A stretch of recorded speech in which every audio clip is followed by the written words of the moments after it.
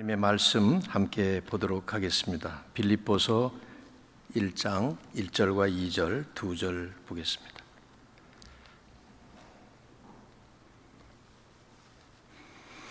빌립보서 1장 1절 2절 2절 말씀 우리 찾으셨으면 함께 한 목소리로 합독하겠습니다. 다 같이 읽죠. 시작. 그리스도 예수의 종 바울과 디모데는 그리스도 예수 안에서 빌립보에 사는 모든 성도와 또한 감독들과 집사들에게 편지하노니 하나님 우리 아버지와 주 예수 그리스도로부터 은혜와 평강이 너희에게 있을지어다. 아멘. 기도하죠.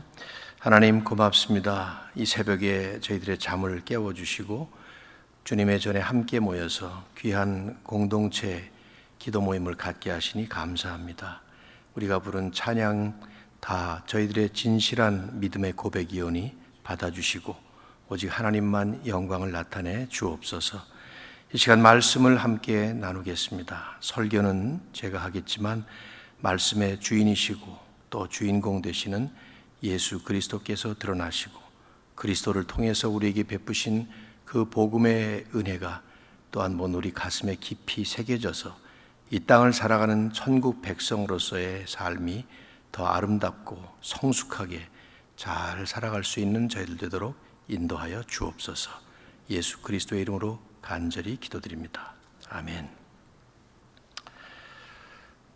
자동차 왕 헨리 포드가 운영하던 자동차 공장의 발전기가 고장이 나서 공장 가동이 중지되었던 적이 있었습니다. 수리공들을 다 불러서 아무리 문제를 찾아내려고 해봐도 찾지를 못해서 할 수 없이 그 발전기의 원 제작자였던 찰리 스타인메츠라고 하는 사람을 불러서 수리해달라고 부탁을 했어요. 그러자 스타인메츠는 그냥 망치 하나를 가지고 몇 군데 두드려 보더니 금방 몇 분 만에 뚝딱 고쳐버리고 맙니다.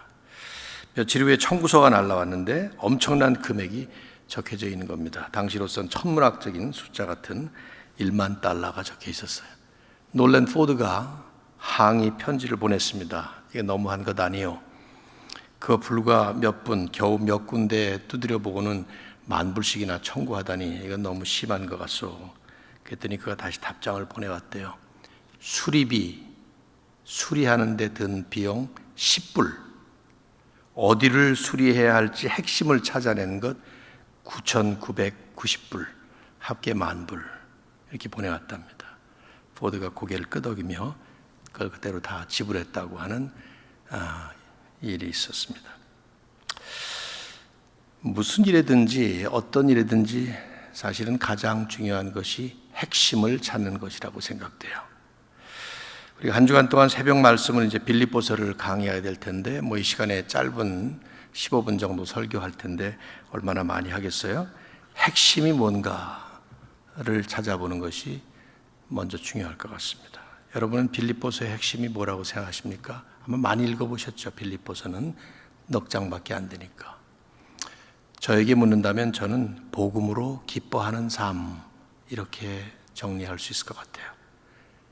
복음으로 기뻐하는 삶. 바울이 감옥에서 썼기 때문에 옥중서신이라고 이렇게 불리지만 읽어보면 감옥에 갇혀있던 죄수가 쓴 것 같지 않은 이게 사형, 죽음이라는 절박한 상황에서 썼을 법하지 않은 그런 글이 그런 인상이 보입니다.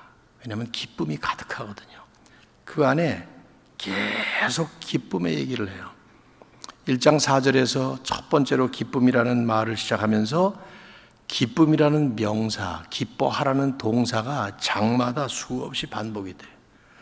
그런데 그렇게 바울이 표현한 기쁨의 근거가 무엇인가 빌립보서를 계속 반복해 읽어보면 답은 딱 하나가 나와요. 복음 때문이었다 하는 겁니다. 예수 그리스도 때문이었다. 빌립보서에 가장 많이 나오는 표현 하나가 그리스도 안에서 in Christ, 예수 안에서 in Jesus, 주님 안에서 in the Lord 이런 말들이에요. 즉 바울은 자신이 지금 감옥에 갇혀 있지만 복음 때문에 누리고 있는 기쁨이 가득한 사람으로서 빌립보 교회의 성도들에게 세상 그 어떤 것 때문이 아니라, 세상의 그 무엇 때문이 아니라 오직 그리스도 안에서 얻는 그 기쁨, 복음으로 누리는 그 기쁨을 누리면서 살라고 그렇게 권면하는 것이죠. 어떤 성경을 한마디로 요약하는 것은 어렵습니다. 그러나 빌립보서의 키워드는 분명히 기뻐하라, rejoice. 그런데 그 세상적 기쁨이 아니라 복음으로 누리는 기쁨, 환경 때문이 아니라 그리스도 때문에, 그 그리스도를 만났기 때문에 누리는 그 기쁨. 그래서 어떤 환경에서든지 어떤 조건에서든지 자족하면서 살아갈 수 있는, 그래서 토요일 날 제가 자족하는 삶이라는 삶으로 이렇게 끝을 맺을까 하는데요. 일종의 전천후 신앙생활이라고 할까요? 아까 우리가 불렀던 그 찬송가의 가사 3절을 보면 초막이나 궁궐이나 내 주 예수 모신 곳이 그 어디나 하늘나라, 이런 고백을 할 수 있는 그런 삶을 살아보자는 것이죠. 오늘은 이제 1절과 2절만 좀 살펴볼까 합니다. 매일 새벽마다 짧게 말씀을 나누겠어요. 한 20분 안쪽으로 해달라는 말씀도 있었고, 그래서 저자는 바울이 분명합니다. 그런데 디모데를 통해서 이 편지를 빌립보에 전달한 것 같아요. 2장에 보시면은 여기 이제 첫 서두에 1절과 2절을 우리가 보면서, 여러분이 이제 서신서를 읽어보면 그 첫 서두 한 절 혹은 두 절이 대부분이 이제 문안 인사들이에요. 상투적인 인사같이 느껴지지만 그 당시에 그렇게 편지를 쓰긴 했지만, 사실이긴 하지만 항상 그 안에는 의미 담긴 그런 인사를 했습니다. 오늘 본문도 마찬가지예요. 그리스도 예수의 종 바울과 디모데는 그리스도 예수 안에서 빌립보에 사는 모든 성도와 또한 감독들과 집사들에게 편지하노니, 하나님 우리 아버지와 주 예수 그리스도로부터 은혜와 평강이 너희에게 있을지어다. 이 안에 우리는 그리스도인이란 과연 어떤 존재들인가 하는 것을 아주 역력하게 볼 수 있습니다. 첫째는 그리스도인의 이중 정체성이에요. 두 가지 정체성. 그리스도 예수 안에서 빌립보에 사는 모든 성도들에게 편지를 쓴다 말합니다. 즉 빌립보 교회 성도들은 빌립보라고 하는 이 물리적인 처소, physical location과 그리스도 예수 안에서라는 영적 신분, spiritual status, 이 둘을 다 가지고 있는 사람들이었다는 것이죠. 강조점은 그 둘 중에 그리스도 예수 안에서라는 영적인 신분을 강조하는 겁니다. 3장 20절에 가면 우리의 시민권은 하늘에 있다. 우리의 citizenship이 하늘에 속해 있다. 우리는 하늘 백성이다. 그런 말을 하죠. 빌립보서뿐이 아니에요. 모든 서신마다 이 사실을 서두에 강조합니다. 로마서 1장 7절을 보면 로마에서 하나님의 사랑을 받고 성도로 부름을 받은 자, 로마라는 곳에 살지만 사실 그들의 진정한 정체성은 하나님의 사랑을 받은, 그래서 성도라고 부름을 받는 천국 백성이다. 그걸 먼저 전제하고 시작하죠. 고린도 전서도 보면 1장 2절에서 고린도에 있는, 고린도라고 하는 도시를 얘기하면서 그리스도 예수 안에서 성도라 부르심을 받은 자들. 에베소서도 마찬가지예요. 1장 1절에 보면 에베소에 있는 성도들과 그리스도 예수 안에 있는 신실한 자들. 우리말에는 이 둘을 따로 떼었지만 사실은 정확하게 번역하면 에베소에 있으면서 그리스도 예수 안에 있는 성도들, 그런 뜻입니다. 지역이 어디든 상관없이 항상 우리에게는 영적 신분, 그리스도 안에 속한 하나님의 백성들이 된, 즉 세상을 살지만 우리는 천국 백성의 정체성을 가지고 있는 것이죠. 이 세상에 속해 있는 것 같지만 사실은 세상에 속한 것이 아니라 세상 속에 살고 있을 뿐이지 세상과는 구별된 천국 백성이다, 그 말이에요.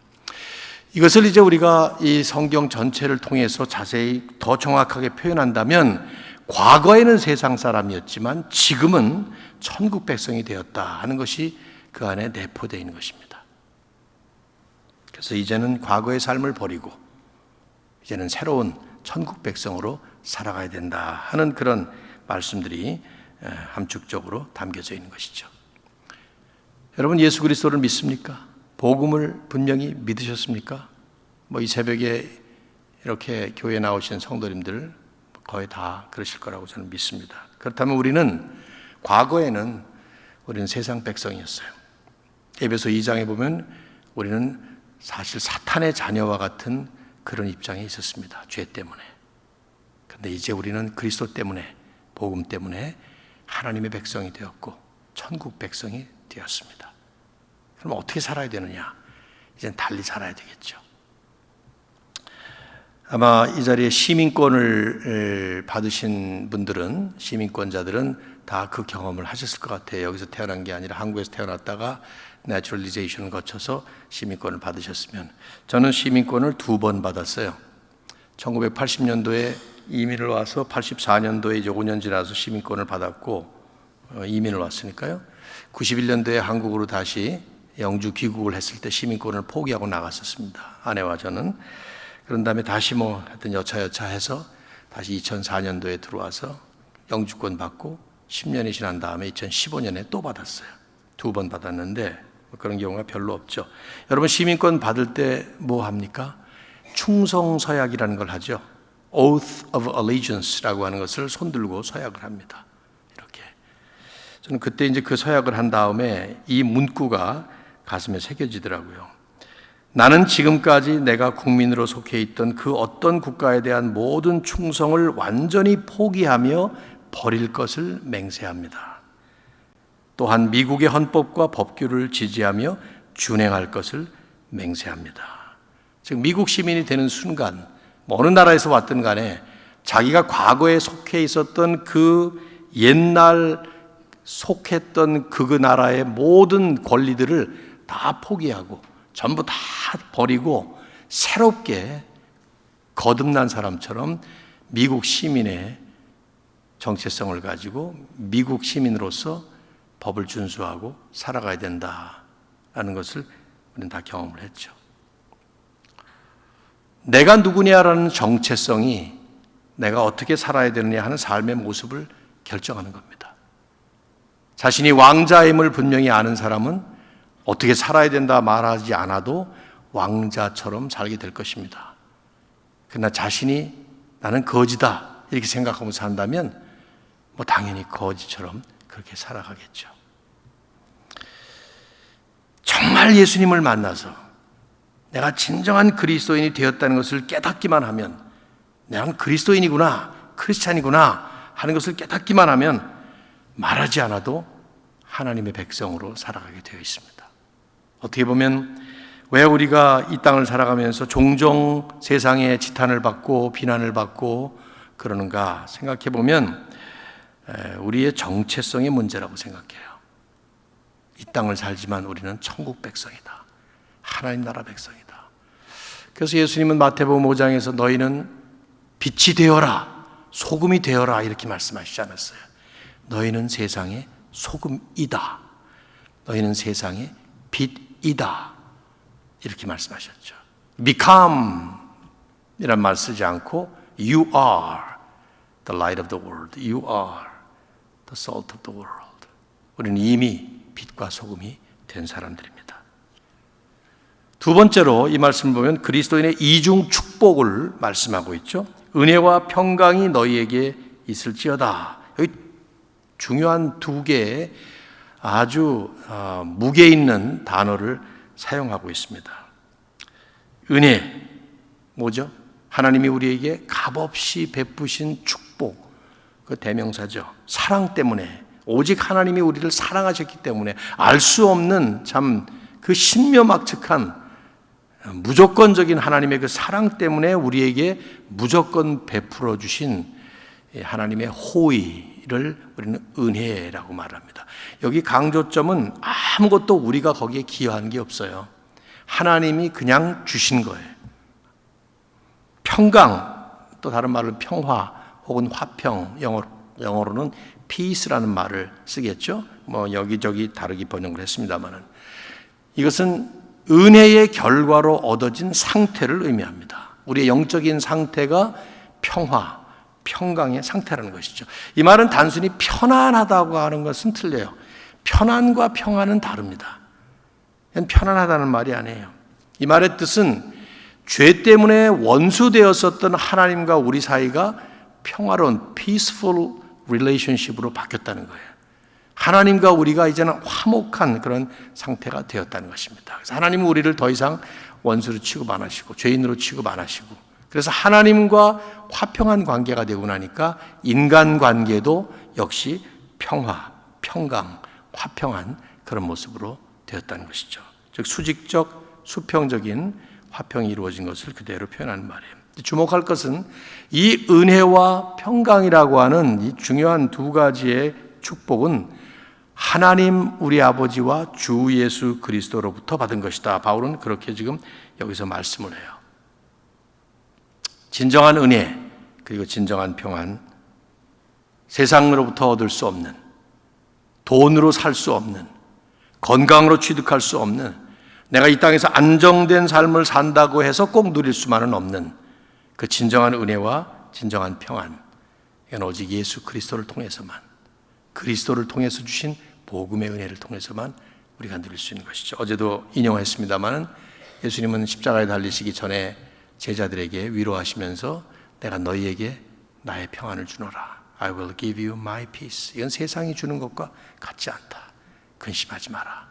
두려워하지 마라. 그런 말씀을 하셨어요. 십자가를 통해서 우리에게 이루어진 것이죠. 이게 바로 그리스도인의 축복이에요. 이중 축복이에요.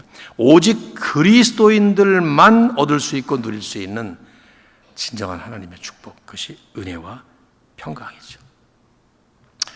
이 새벽에 나오신 여러분들 한번 자신에게 질문해 보십시오. 나는 이 은혜와 평강을 얼마나 뼈저리게, 얼마나 깊이 있게 지금 깨닫고 있는가, 누리고 사는가. 만일에 있다면 누구 때문인가, 무엇 때문인가. 바울은 3장에 이제 가면 그 얘기를 그렇게 할 거예요. 나는 이 예수님을 만났기 때문에 세상에서 내가 그렇게 좋아하던, 자랑스럽게 여기던 그 모든 것들을 다 이제는 배설물처럼 여기게 되었다. 이 얼마나 대조적인 표현입니까? 배설물이 뭡니까? 쳐다보기도 싫은 것이 배설물 아니에요. 근데 그런 것처럼 여길 만큼 그리스도를 만난 것이 그만큼 소중한 이런 축복이라는 얘기라는 것이죠. 이 아침 첫 번째 말씀으로 여러분에게 질문을 드리고 싶어요. 여러분 예수님 만나셨습니까? 자꾸 질문해봐야 돼, 자기에게. 회의가 들어서나 혹은 자신이 없어서가 아니라 자꾸 리마인드 하는 것이죠.